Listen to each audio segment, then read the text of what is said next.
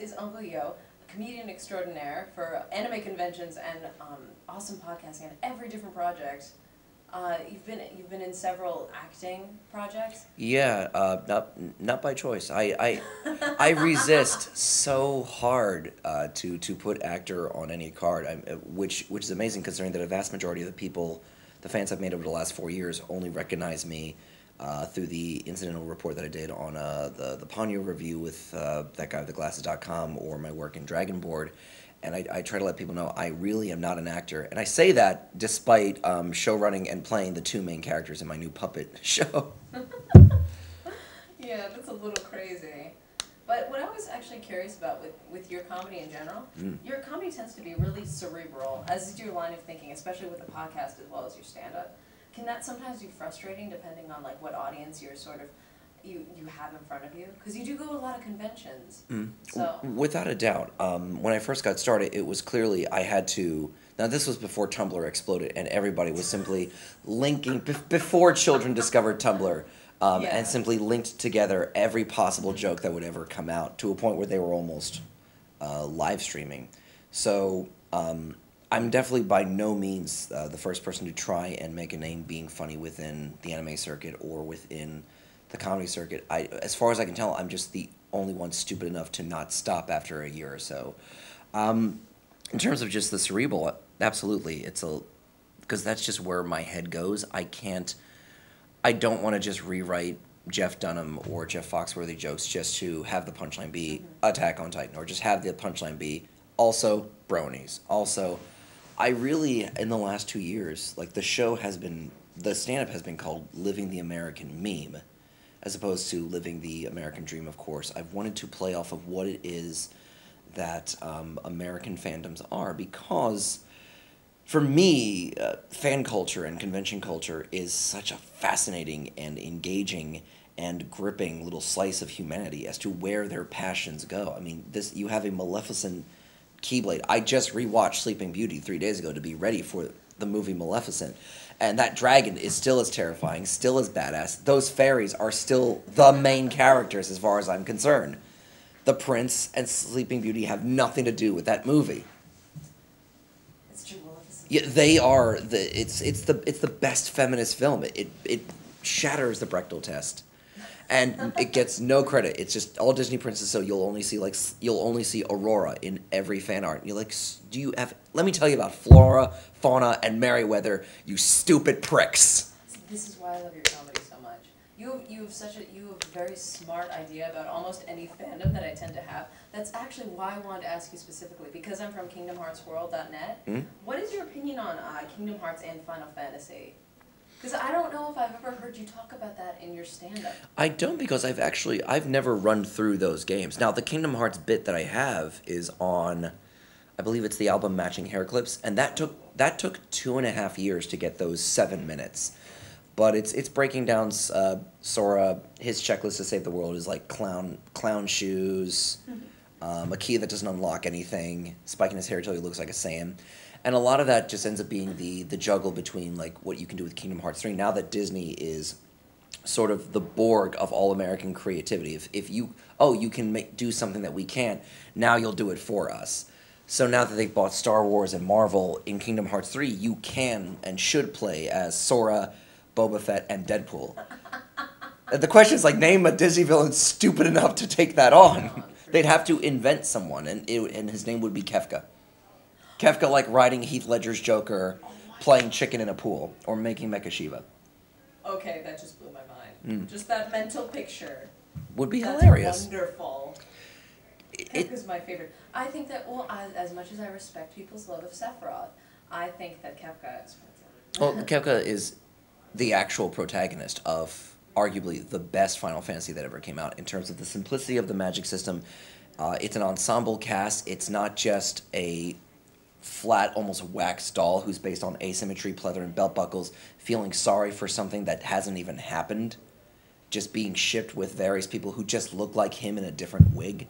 Because the Final Fantasy franchise is, I don't see, I mean, thank goodness that they're able to introduce other characters into games that say African American or even blue and furry, that aren't just androgynous K-pop stars with weapons that make no sense.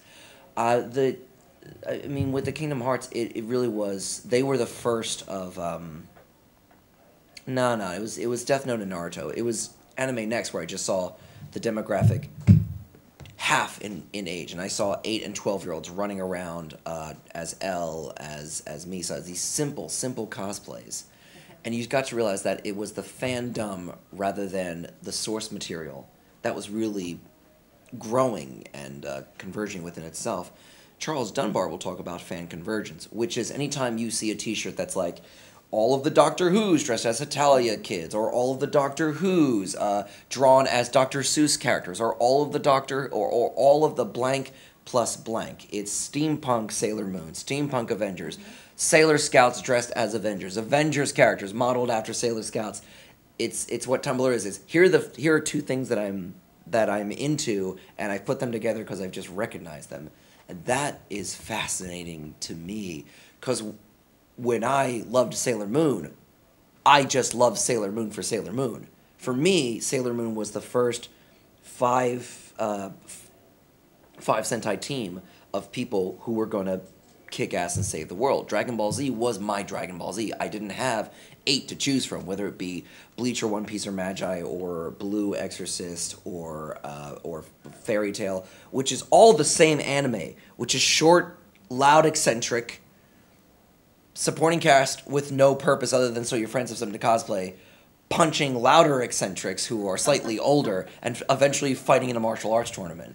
Like, they're telling me, you kids are running up to me, why don't you talk about Fairy Tail? Why don't you talk about... They're so good. No, they're teenagers beating up ghosts. That's essentially every anime out there, and eventually they're going to get stuck in a martial arts tournament. It happens every season in Dragon Ball Z. It happens in Yu Yu Hakusho. It happens in every single show afterwards. And then they just said, yeah, but Fairy Tail is coming back in the anime season 5 because they left it off halfway through the... Say it! Martial arts tournament. Like, that's all Attack on Titan is missing. That's all Attack on Titan is missing right now. And soon. Yes, they will. Because It's only a matter of time. Aaron Titan, I choose you. But actually, speaking about your influences when you were a kid, like you used to watch them and you used to see it as Sailor Moon, were there any other animes that you really got into that like influenced you into going into this culture for comedy in particular?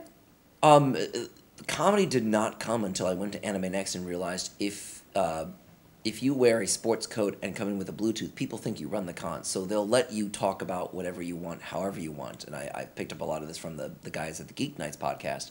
If you walk around like you own the place, guess what? Those teenage volunteers don't know the difference either way. Even when I volunteered, I had no idea who or what the con chair was. I knew to sit at that door. So if you walk in and say, I have this panel in the next 10 minutes, and you're not blocking me from this, understand? Good. Suddenly you're in the con for free. Oh my god. But and the world is now open to everyone. Freaky, right? It's what David Tennant said. Walk around like you own the place.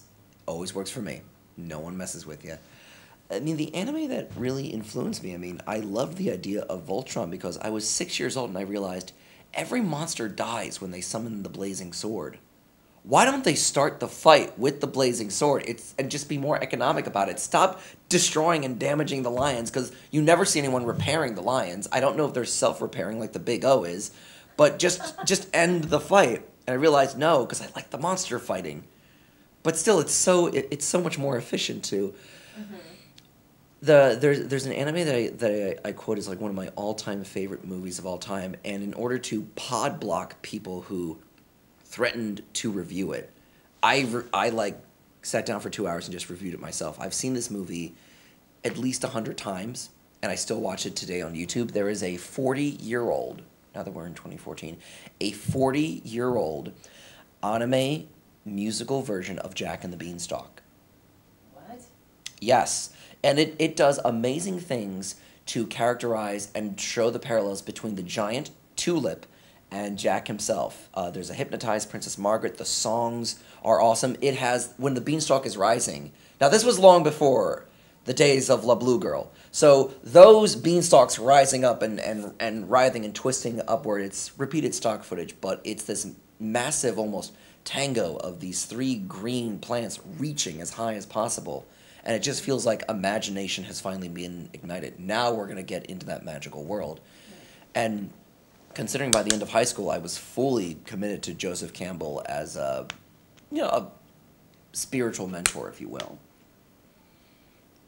So when I went back and looked at it again and started seeing all the parallels, all the story tropes that they were doing, it was no longer my beloved children's movie about Jack and the Beanstalk. It was something deeper and darker, especially when you start seeing gears and clockwork planted very subtly.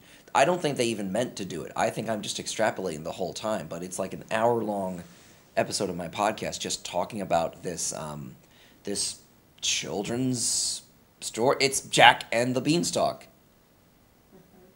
And so going from something like that you've had, like, how do you think our culture, our, like, anime-loving culture, if you will, has changed between then and now? We didn't have it or know it or recognize it. Without the internet, I don't think any of this would have been possible. Without the internet teaching us how to download or even early on BitTorrent or even find a place. Like when we got into Cowboy Bebop, we would just put into a search engine and try to find out anything about it. And there was no place centralized. And I like that about the geek culture and geek community is with the internet being a macrocosm of microcosms.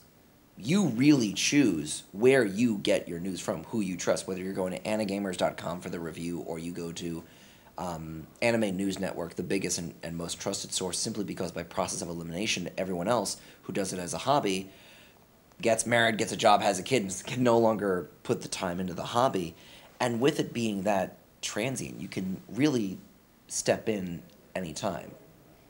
Culture itself really works like a river. What I love most about rivers is you can't step in the same river twice. She's always appearing halfway through and spoiling an episode of Doctor Who. So, I mean, you can step into it whenever, however you want, but how it changes is the demographic is the same. They just have the tools and the medium to be far louder than they've ever been before. Tumblr and Facebook and what have you. I have friends who, Judith and Natalie, are deep into Adventure Time, and they point out stuff like they did in the Utena episode of my podcast. It's brilliant stuff that I was not expecting. Adventure Time to me is butts slamming against other butts and all these D&D tropes that I love. But now that they're forcing me to look down onto the little animation hints in the background and the little times and realizing that characters' reactions dictate this world, we're old enough and smart enough to see why people in their 40s and 50s can still roam around Otakon. And like the Ancient Mariner, I have to tell you about Robotech. You don't understand. Macross was amazing. It wasn't just Lady Gaga in space. That's not anime. It's a story about people dealing with wars. Don't you understand? It's at our core the moral struggle. Thank you, boys in swim shorts. Really, where it goes down to, and that's why we will always be. I don't know if the anime community will ever move away from the crux of geek culture and the feminist rebuke or compromise for geek culture.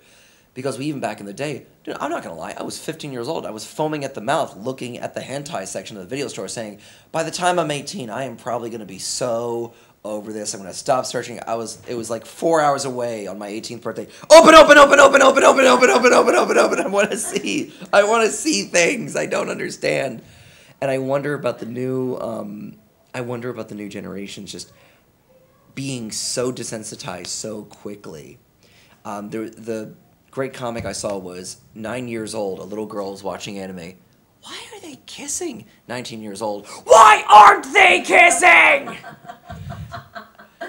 I see people being so much more louder and visually as they dress up as it, what they want, whether it's the show itself or simply what they want to extrapolate from it. And that's amazing to me is that you'll have people, now that cosplay is so accessible, it's all so much more accessible than it ever was before. I was blown away when I found out that Vegeta was Trunks' father. Like, I almost threw the kid out of the car when he told me that, because I hadn't even seen the end of I didn't even know about the Frieza saga in Dragon Ball Z, because I only had that dubbed season and a half. I didn't even know it ended a decade and a half ago in Japan. No one told me. I had TV, and that was my only access point. You'll see people be vocal. You'll see people dress up just because they like the shape and design of the character. And there's a weird pause and twist in my head, because the geek culture is, especially the anime fandom as a label, is the only part of your identity that you can choose to have. I mean, yes, it can be said with religion or political view, but those are really just shaped by the growth of your empathy is where that comes from. But the geek is something that I graciously hold, because it means I celebrate what I love rather than be critical of something that I don't understand. And because I don't read Homestuck, you'll see me poke at it because it's just a cheap universal thing, but I don't read it. I haven't digested it. I haven't fallen in love with it yet, so I won't talk about it. What I will finally talk about, I didn't talk about Sailor Moon for the first 4 years on stage. It took 5 years for me to finally shape as to, and you see in the bit, it's all about my growing up with it and how it taught me the world worked versus how the world actually worked. I didn't realize that if girls show off legs, it's slutty. For Sailor Moon, it's empowering. That means you're about to beat up the monster. I didn't realize that's supposed to be a bad thing. It's not a bad thing. It works for them. Yeah, your entire bit actually on the growing, I suppose it would be the growing feminist culture, and like your different, I think it was for Women's Month, I think it was, that you did like several podcasts on. Yeah, last year. Like the growing feminism. Yeah, last year, 2013, I wanted to, because it felt like between the Hawkeye Initiative and the push for all of these louder feminist voice. Thank God we have the Nostalgia Chick at thatguywiththeglasses.com, or we have Gail Simone writing for DC Comics. You see this amazing push of new, younger female voices who are incredibly beautifully eloquent and intelligent, wanting to have as much influence into the comic books and mediums that they love as their male counterparts. And what holds DC back is that they're chained to Warner Brothers, who are still, I mean, they might as well just be smoking cigars and handing it off to like little Taiwanese boy girl slaves. Like, these are old world, like they're dressed like Rockefeller, and they've been there the last 60 years telling people how to run their business. The creative team left the comic book Batwoman because they wanted the two lesbians, Batwoman herself, and then her lesbian girlfriend who works for Gotham PD, which there's something you would never have between Batman and Jim Gordon. Well, so they wanted to get, yeah, they were going to, they were going to get married, and DC said, no, we can't have two women kissing and getting married. Do you not know how 13-year-old boys work? Do you not know your audience? And then Marvel said, well, screw you, we're going to have a gay marriage on the damn cover in Central Park. Bam! Drop microphone. We've made trillions of dollars through the Avengers because we know the culture, we cater to it, we respect it, we move forward with it.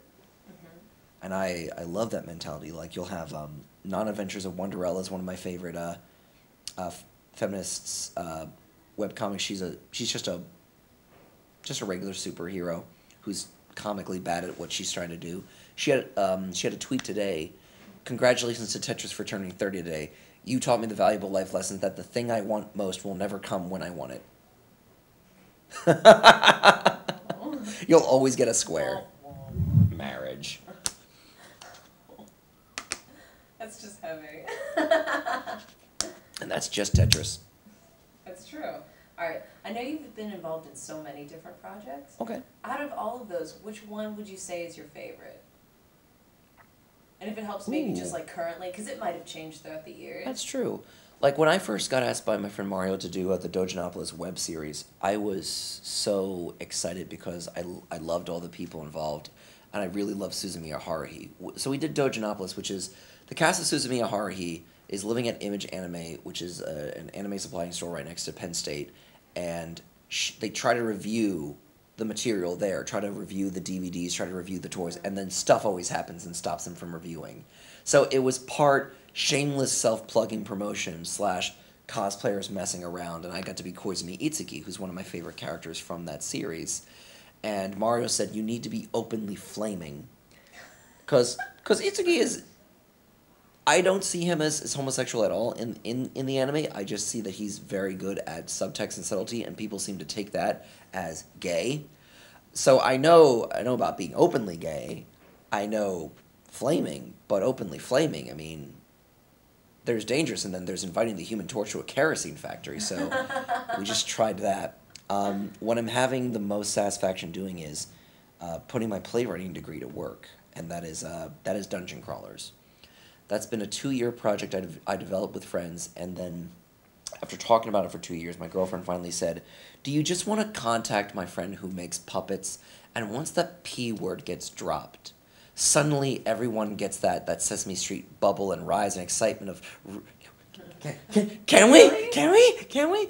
So we developed. Can we go get ice cream? I was running around with Thrak earlier today. So Dungeon Crawlers is they're 10-minute episodes each. I want to do a full season this year. It is a fantasy sitcom about monsters who live in a fantasy dungeon but have to survive being roommates first.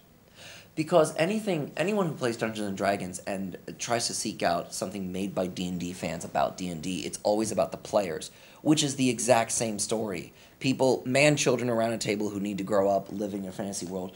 What about the monsters who are always in the fantasy world? So Thrak and Benny know that they are D&D characters. They know that they're monsters, but they have other stuff to worry about. Thrak is always on the phone with Verizon. Benny has to deal with explaining things to the plumber and try to keep the zombies off from devouring said plumber. They have to go down to the post office, but every time they do, the adventuring party tries to kill them. So they hire Jill to be their NPC hook to try and get them more business. And you start learning why they're so bad at being good at what they do. Benny is a wraith. He floats through things. He can't interact with the world. That leads to clinical depression continuously. He's an out-of-work actor who, one of his rants in a mini video is a tirade against the Paranormal Activity franchise. For shame only using invisible ghosts. You've got banshees and water demons and wraiths. Look, you need someone to scare white women and their kids. I've been doing it since 1994. Yeah, I mean, I can't manipulate anything unless it's covered in salsa, but you give me a jar of salsa, I will have them screaming. For shame. And then you have Thrak, who his whole purpose is to protect the treasure. That's all he knows. You also start learning that he's actively passive-aggressive, to a point where it's just active aggression against anything else. He's also, just through his sheer ignorance, sickeningly racist. It's not that I don't trust Drought because they're all black. That has nothing to do with it. They just all shank you from behind, every single one of them. They're just all mom-loving spider humpers. You know, that's just an observation about their culture and who they are based on the one experience I've had. And so are these personas sort of based off of what you've seen around you from time to time? Some of it ends up being, I find the danger as I get older, I'm getting more aggressively political. Thrak has a scene in a later episode with a phone operator. He's calling up the phone book to complain that the phone book is changing. He essentially has the literalist, creationist Bible argument about the phone book. He's upset that anyone would change the phone book or not have his edition and adhere to his edition. So he's calling the phone book company directly to change it back to October 2002. I'll pick it outside your office until you change it back. Fine, but, you know, we've changed addresses. Oh, where's your new address? You'll find it in the new phone book! Bam! No!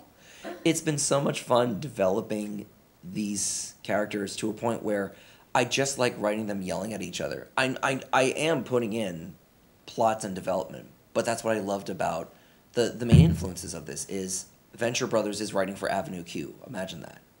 So, okay, I saw the eyebrows raise, even beneath the makeup, so yeah. That's what we're going for. Like, episode 5 begins with Thrak and Benny at each other's throats over the ending of Frozen. There's, episode 6 is, episode 5 is in a couple of weeks, and it is they sit down to play a tabletop RPG. They play Panty Explosion, which is a real, psychic Japanese schoolgirl RPG. Oh, good lord. Except the system is bloody brilliant because of just wonderful mechanics in that the player just says what they want to do, but it's up to the other players to describe the consequences. So the GM does not control the players. The GM controls the world and the NPCs, but the players control how the scene goes. And that's just fun. That definitely opens up a lot of possibilities. Especially if you've ever played like a good tabletop RPG. You know things can get really bogged down in details. But that's where Benny's line comes from, and that's what really it breaks my heart in that it's so I want to say cutting. That's the problem with today's RPGs, the players. That's the problem with today's anime fandoms, the fans. You saw it with Kingdom Hearts. You saw it with Death Note. You see it. You used to see it with Hetalia. They've become Homestucks.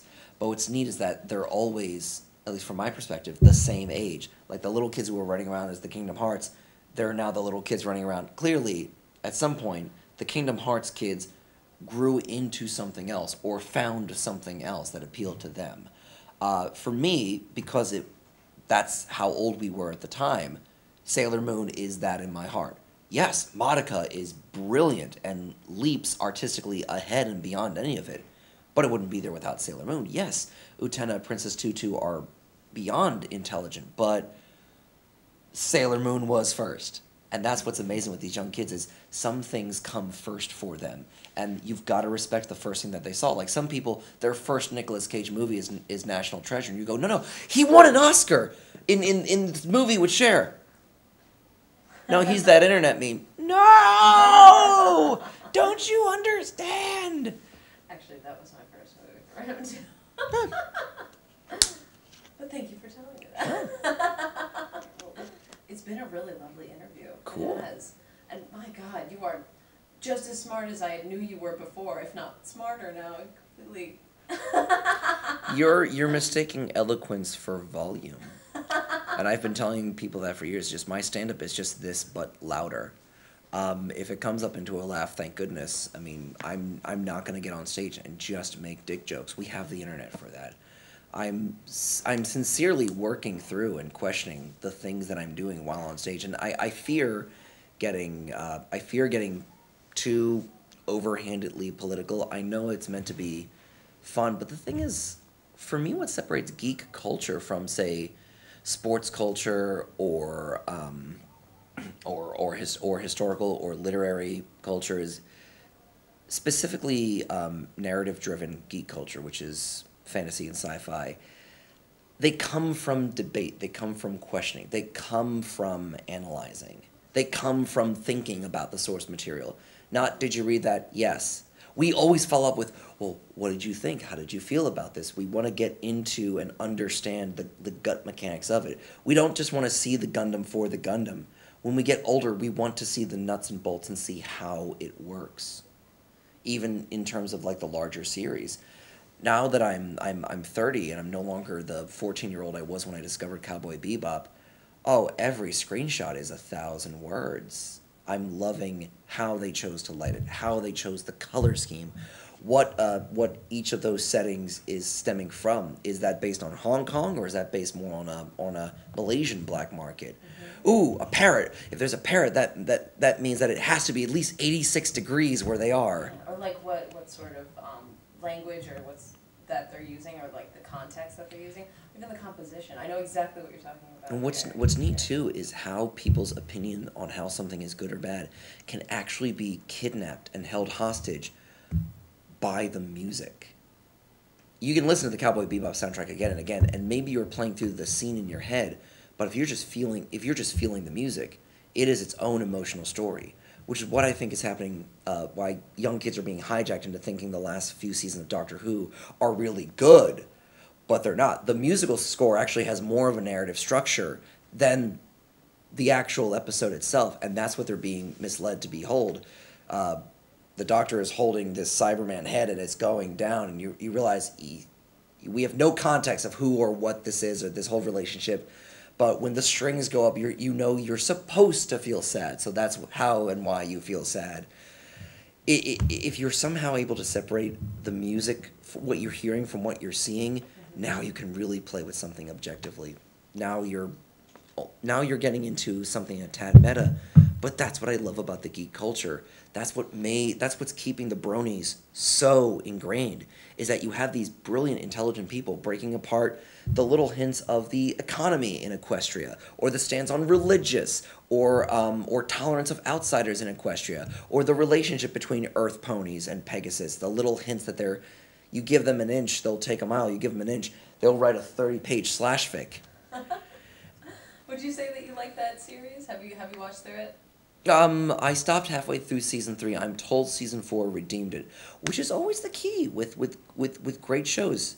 Season 1, they're laying stuff down. Season 2, they find what works and they play to that. Season 3, they thought they exhausted themselves, so they try something else. Season 4, they relearn what they learned from season 2, and they come back stronger than ever. So I'm looking forward to delving into season 4. But I already have a good 12 minutes on MLP. And as almost every brony who commented on the YouTube video beneath, it's not anything new that some pony hasn't already said before. And that's their problem, because you know what? Friendship is magic, and I'm a damn wizard. Yes, friendship is magic. That's actually a huge Kingdom Hearts thing, too. Just thought I'd give that a shout out. Coming from the Maleficent. Of course. Did you want to plug anything, though? It is just dungeon crawlers this whole year at my channel at YouTube's youtube.com, of course, /Uncle Yo. Every other week, I'm going to put up an episode. Every other week, there's going to be a new surprise guest star on the phone with Thrak. Someone from Channel Awesome, someone from the Abridged community, someone from the voice acting community. Such a good idea. And yeah, because you know what's amazing about the fan-based indies, we love plugging each other's stuff because we love each other's work. Patton Oswalt had said it best, is that when you're famous, it's not because of what you've done, it's because you're still working. When you're popular, you're just doing more work. And I figure so long as I'm working on something and churning out something and not just flying on the coattails of something that happened 5 or 6 years ago. It's been years since someone asked me to do the Naruto name song, and I'm really happy for that, because that means that they're learning the new stuff. So it's just dungeon crawlers. I'm walking around with Thrak. We were harassing the crowd yesterday for a good hour filming that. I'm handing out the cards, and I'm not going to stop. I figure I already have a degree in writing, and I'm going to prove it. It clearly appeals to not just the nerd community, because my stepfather knows nothing about Dungeons and Dragons. He loves Benny the Wraith. He completely sympathizes with Benny the Wraith. I have fun watching Benny, too. Thank you. Thrak, do you notice that there's a lot of acid in the pit? Yeah. Where did the spikes go? Well, they were full of dead guys, as spike pits tend to be. So I poured acid down there to clean them off. And the acid melted thus. Well, now we have an acid pit! Yeah, directly above the laundry room, Thrak. What's going to happen when that melts through? Well, acid pits are cool. You refuse to take responsibility for this, don't you? Yep. It's so great in that, like, all the roommates together, there's so many possibilities. That's why you'll see in the background, you'll see torture chamber, skeleton tied to the wall, beanbag chair, PS4. Because it's also their bachelor pad. Oh, that's amazing. I'm having so much fun developing this world, and I mean, that's the thing that I would love to just pitch off, because I'm so ingrained and I have so much fun in that world. So yeah, I'll pitch to Nurse, I'll pitch to Cartoon Hangover, I'll pitch to anything under the sun. I want people to be able to laugh at this as hard as I do. I love when people laugh, because then they're more open to thinking. That is a perfect ending note. Rock and roll. Mm-hmm. Thank you so much for sitting down with us at Anime Next, as well as Kingdom Hearts World. This is Uncle Yo. Do you want me to say your actual name? Actually, I had to look that up. Be my guest. I don't hide it. It's clearly in. I have people who claim to get into shows because they know me personally, and I say, all right, what's my name? Because it's in. There you go. It's in my bio. Mm-hmm. In every single con book. It's right on the website, guys. Right there. Mm-hmm. But yes, this is Uncle Yo, anime comedian extraordinaire, and now producer, writer, creator of the show Dungeon Crawlers. There you have it. And a bunch of other projects too, so look him up. He's amazing. We'll catch you next time. Mm-hmm. Live, laugh, and glove. Mm-hmm.